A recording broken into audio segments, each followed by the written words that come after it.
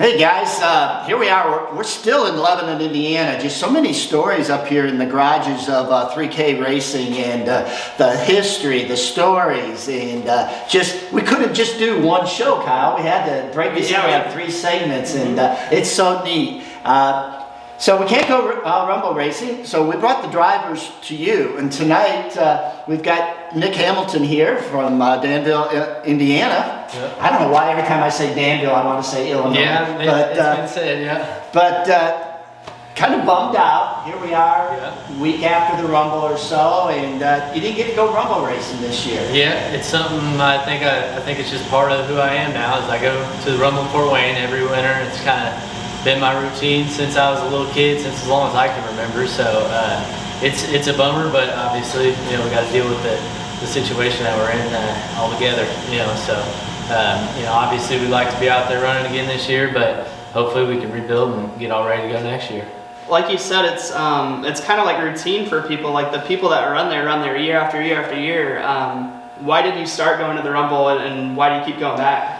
I think the history starts with my dad actually running when he was running a Legend car. Oh, is that right? All the years ago, yeah. Well, if you get talking to him, he'll let you know about it. But he went and raced there, and we raced quarter midgets all the way back when I was about 5 or 6 years old. Like you said, it kind of is a repeat crowd every year. I've been racing Justin Peck. I raced quarter midgets against him, and then watched obviously guys like Tony, but Billy and those guys, watched them every year growing up. And then my brother obviously raced in there, and then slowly I tried to kick my way into one of these things. So, well, you talk about one of these things, but look at this: a Kenyan midget racing for Don and Mel Kenyon.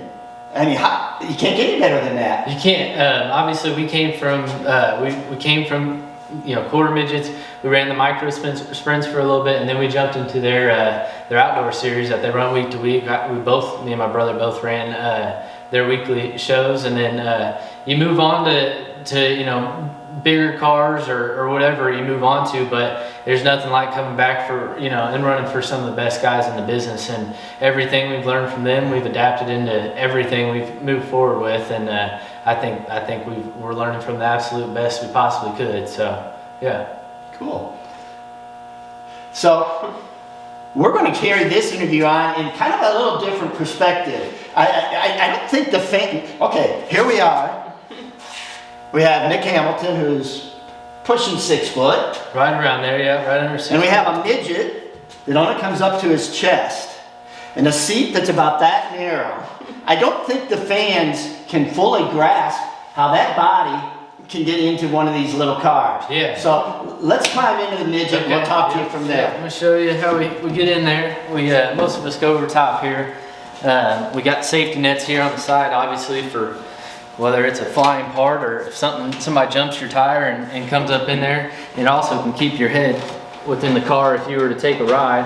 But as crazy as it sounds, this is about one of the more comfortable cars I've sat in. I know some of the dirt cars you sit in and that sort of thing, you get pretty narrow where your arms are fighting for space. With this having the frame go out like that to kind of keep you protected here, it gives you plenty of room, to really be safe and be able to wheel the car and kind of get up on the wheel and give it all you got. So show us again about the steering wheel, what you just did there. Okay, so yeah, it's just you just got to squeeze that there and it'll clip on and it pops right off. And obviously that's a pretty quick pop off, just so obviously if you get in a crash or you get into some danger and you need to get out of there, it'd be a lot harder if my knees are trying to get out with this steering wheel being in the way. So luckily you can just pop that off real quick and sneak out of here if you're ever in obvious danger. So. Well, I've seen them come off pretty quickly when drivers are mad, and I've seen them going flying across the infield. I'm sure you've never seen that happen for me. but yeah, I think obviously racing gets intense and you get after it for a while, and these things all of a sudden can turn to weapons there at the end if you get a little hot. But no, other than that, I mean, that's meant for safety. And if you get in a good crash there where you need to escape and maybe have a fire going, you can get out of there a lot easier and not get pinned down into the car. So there's only one place and I'm ashamed to admit this. I don't want to say throw. I might have lightly tossed a wheel. And it was at the Rumble. I don't know if Larry saw that one or not. It can get pretty intense in there indoors. Yeah, I think you got I think the pressure of running, like you said, 40 something cars showing up, and you got 12 or 14 that are going to start the feature. You got a lot of pressure on you. You got once a year you got to show up. You got to get after it. And I think when you're right on the edge, if something's happening that's not going your way, you usually end up a little more frustrated compared to the week-to-week series, just because I'm going to have to wait a whole 365 just to get back in the car and try to compete for a win again here.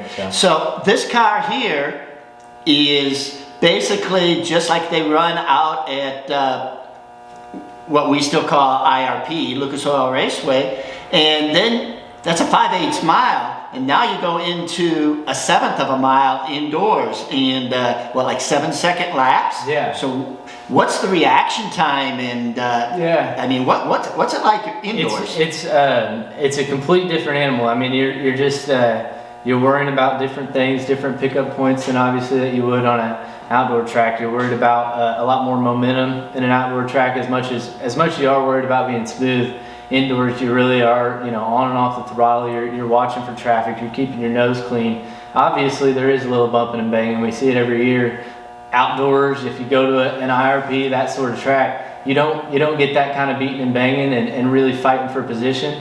You do get good racing, but I think the indoor really takes out the rough and rowdy crowd and gets you kind of getting after it with some other fellow racers. So, yeah. Okay, cool. So only once a year, like you said, 7-second laps, and it's unlike any racing you do, outdoors. Yeah. How do you prepare? Do you prepare differently for the Rumble than any other race? I think other drivers might agree with this, but I watch a lot of videos.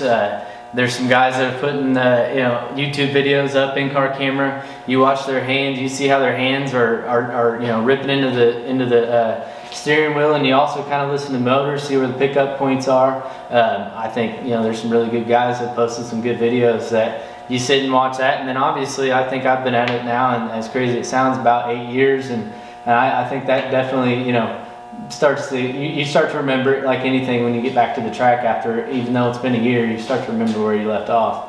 Let's go back to the quarter midgets. That's a big part of the Rumble, running the quarter midgets, the go-karts, the 600s. And for the quarter midgets, the Rumble almost has to be like Indianapolis to them, because it's so much bigger, right. so much faster. Yeah. What did you gain from running a quarter midget indoors? Well, I think one of the main things you gain is just, I think honestly, it develops a little bit of that. It is more of a super speedway of quarter midget racing. You almost kind of gain your outdoor knowledge because you are keeping that momentum up. You're keeping the throttle down. Honestly, I think you learn a lot more about getting into a Kenyan car at some place like Anderson or something like that, because you are keeping the throttle down in a quarter midget, and then when you step into one of these on an outdoor track, you got to realize you got to keep that momentum up at most of the tracks you go to. Now, obviously, getting in one of these in the Rumble in Fort Wayne is a whole different animal. So, I think that the quarter midget kids, especially the first time they're there, they forget that they have brakes, and they go roaring around that racetrack, and they don't realize the speed, and that thing just starts to lift like this, and they don't know about bringing it back down, or maybe tapping the brake, and next thing you know, they're in the wall, and then we have to push them to get them started again.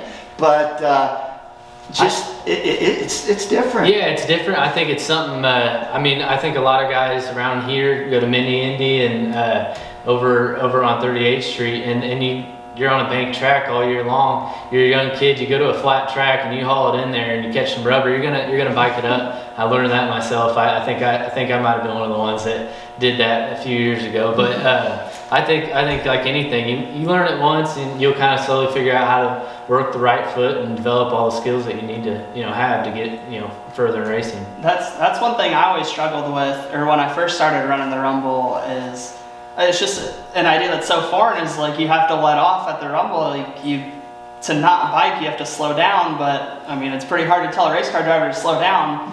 But once you do, and you kind of back that corner up and actually go around slower, and running a go-kart, and there's a lot like running a Kenyan car. It's all about momentum. So once you get that down, you actually start. Well, sometimes I think it goes back to that old saying you've heard in racing. Sometimes you got to go slow to go fast. Yeah. And I was going to hit kind of on that same thing. I think with the track adapting the past couple of years, that's something we've really seen with the rubber kind of rolling up by the second night. I think the slower you go into the corner, the more you roll the corner, the more you're going to see your lap times go down. The better you're going to. I think you get behind somebody, you're going to overdrive it a couple laps, and you'll realize pretty quick that you're not going to make any moves. And then you slow it down a little bit, and you really realize, hey, that calming it down a bit can help here. I think that's probably what a lot of those younger guys are slowly learning there as well. So.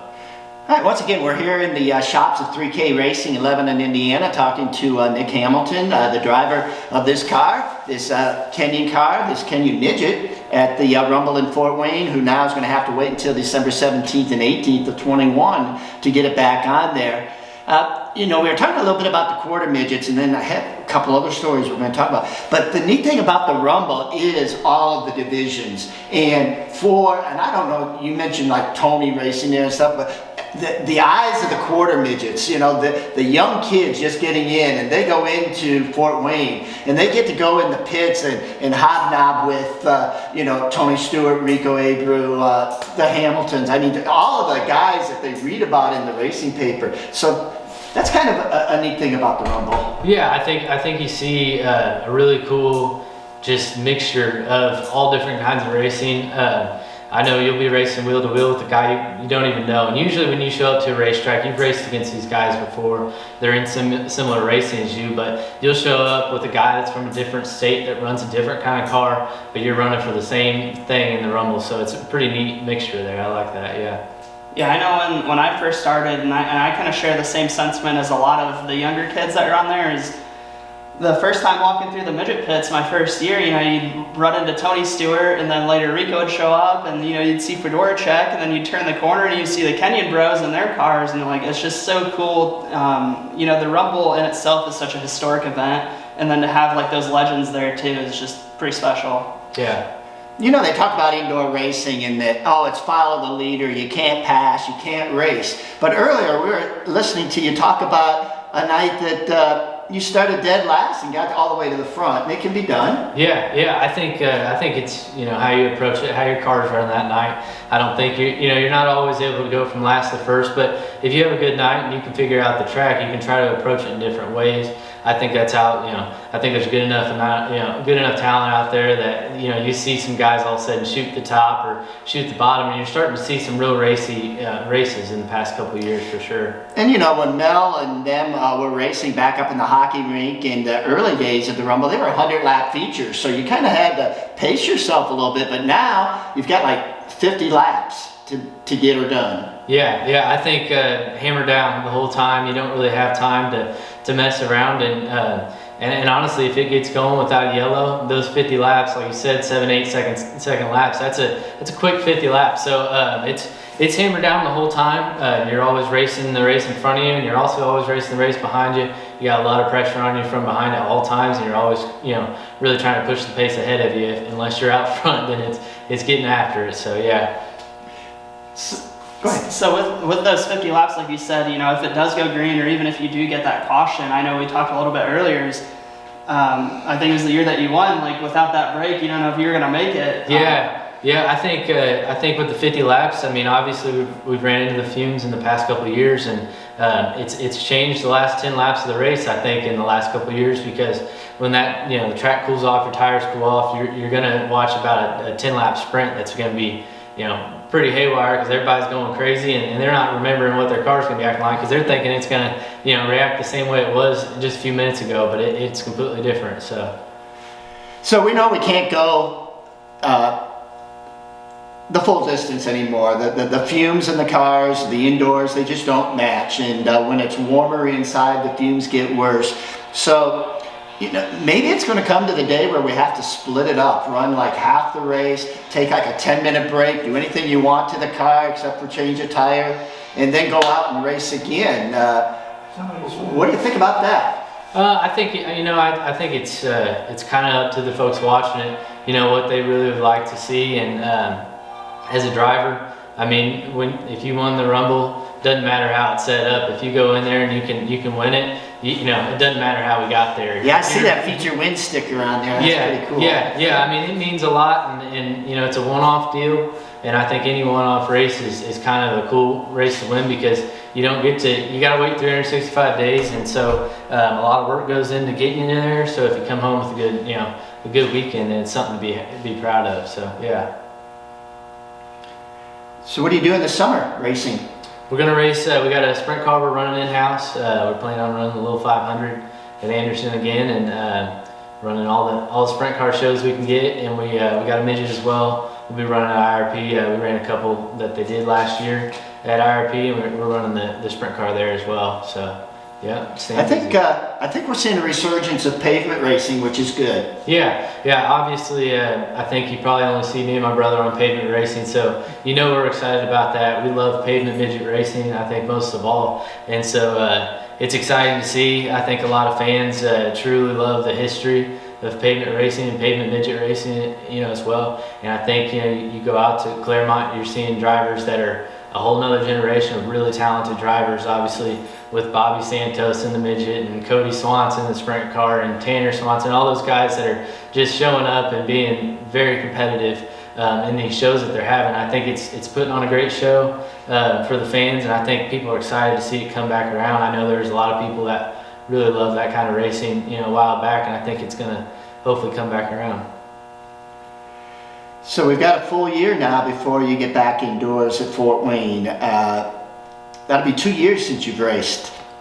Does all the memories go away and you have to start all over, or do you kind of keep a little bit of a notebook and something up there in your mind that you're remembering? I think you have a mental notebook. I think you have that in any race car that you have. I think even a couple years after I left racing Kenyan cars and went on to race midgets, we came back and raced with the Kenyan cars, and it had probably been a couple of years, but I think we were running pretty good times, pretty competitive times still. I think it's like anything, you just slowly, you know, first couple of laps might be a little squirrely, and then you start to get your rhythm again. And I think, I mean, any racing and any race car driver, you're moving around to a lot of different tracks that you got to adapt to. So even if you slowly, you know, forgot about what you're doing there, you're going to have to remember pretty quick, because you got a lot of guys that are going to be right on you there in the rumble. So I just see Larry. You might be getting a little nervous, because Larry is staring intently at this seat, and I think he's just wondering if he's going to be able to fit in there. Yeah, I don't know. He's asking about the steering wheel. And well, I wouldn't necessarily have a steering wheel that throw at anybody if you were in one of the cars. So well, Randy Burrow told me I could take one of his out, and last year when the show was over, he come out with the car and says, "Here you go," and I couldn't do it. I don't think I could get my big butt in one of those wraparound seats anymore. I think, you know, obviously I think the fans enjoy it. People have been coming for a long time. People usually have a story of the Rumble, and I don't think they really understand, you know, as a driver, it is more intense than probably any other track I've been to, and it really keeps you up on the wheel, and it's different than anything you'll run into and all the other 365 days, and you're going to really realize, you know, you got to get up on the wheel on one of these things. So we really have seen thankfully, really a great interest in the Rumble, and this year we were all set, and it's going to carry on to next year. We're going to go to the live streaming like everybody's doing, and so we're going to introduce the Rumble nationwide, and I think that's going to add a lot to the program, and it's going to put a little bit more pressure on, I think, the drivers to perform well. Yeah, I think when you got guys like Tony Stewart walking through the pits and Rico and all those guys, I think you already have that pressure because they got people there watching them. But if you show out and have a good night in front of some of their fans, that you slowly develop a little bit of a base. It's like, hey, this kid's not too bad either, and you slowly you feel the pressure just knowing that, you know, this talented driver's here with all his fans. So you really try to prove yourself as best you can, but then you also just run the race that you know how to do. So and on the flip side of that, if you do throw a wheel next year, it's on camera, so that's never going away. Yeah. So well, my favorite deal is when a driver throws that steering wheel, I just nonchalantly walk out there, pick it up, and I put it in the infield, and they've got to come and apologize to me before they get it back. Yeah. But you know, I would get thrown out of every racetrack that I ever raced at because I don't have a very good patience or level like that. Kyle, this is so neat. We get to go to the garages, talk to the drivers, and then our Rumble Mumble at Fatheads Eyewear in Speedway, Indiana, and get to see the drivers in a different sense. And I know you coming in as a driver, but also a fan, how wide-eyed you get going into some of these garages and meeting these people and seeing the other side of them. Yeah, I'm like a kid in a candy store right now. Like the first thing I notice, obviously, when you come in, you see the cars here and just how pristine and immaculate that these guys keep them here. And then, like you said, going around to all these different shops, and the Rumble has so many personalities, and to kind of see them not on race day is a pretty cool experience. Well, Nick, we're going to wrap this up, and we look forward to following your success this summer and seeing you back in. And I think you're one up on your brother. You're the younger brother, but you got the first win indoors, right? Yeah, I think he got the first one, but did he? Okay. Yeah, we're competitive every year. I mean, I hate to say it, but seeing another yellow car in front of me is about the worst thing I could see. I'm chasing that one more than probably any other one out there. Everybody talks about, there's a lot of big names in there. Well, the kid that you raced, big wheels in your front yard, you want to beat him pretty bad. So, well, then I have to ask. Hypothetically, it's $10,000 to win, and the white flag comes out, and you've been following your brother for like 10 laps. And you've got 7 seconds now between you and possibly $10,000. What's going to happen? I will say, anytime I've been on the track with him, he's raced me clean. So I believe I'd race him clean, but that doesn't mean I wouldn't lay a bumper. I'd definitely I'd be trying to move him out of the way the best I could, as clean as I could. If we could roll across the line side by side, that'd be pretty cool. I'd just like to be coming out on top. And then you would split the money equally. Yeah, sure, of course. That is interesting though, because that is such a big part of indoor racing. Is you're going to get bumped, you're going to bump other people. Where do you draw the line between a clean bump and a maybe not so clean bump? Yeah, I think kind of like you said, the pressure's on you. You're kind of you can get pretty heated in the car, and especially when you're getting heat from behind you, you can get kind of frustrated with the guy in front of you. I know there's probably some guys out there that have pretty much said if that yellow 6 car gets in front of me, I'm gonna lay it to him because he's laid it to me. And I think it's the respect back in the pits. I think you race against these guys every year. I know there's a couple guys that we've had it out on the track, but boy, you see them go race during the summer, and they're taking care of business where they're running at, and you really respect them. You come back the next year and you forget it and you go race. So. Well, on the officials end of it, there's like judgment calls, and we're talking about the bumping and all this kind of stuff, but how do we know whether you bump somebody or they know that you're behind you and they hit the brakes and you have no... It's nearly impossible.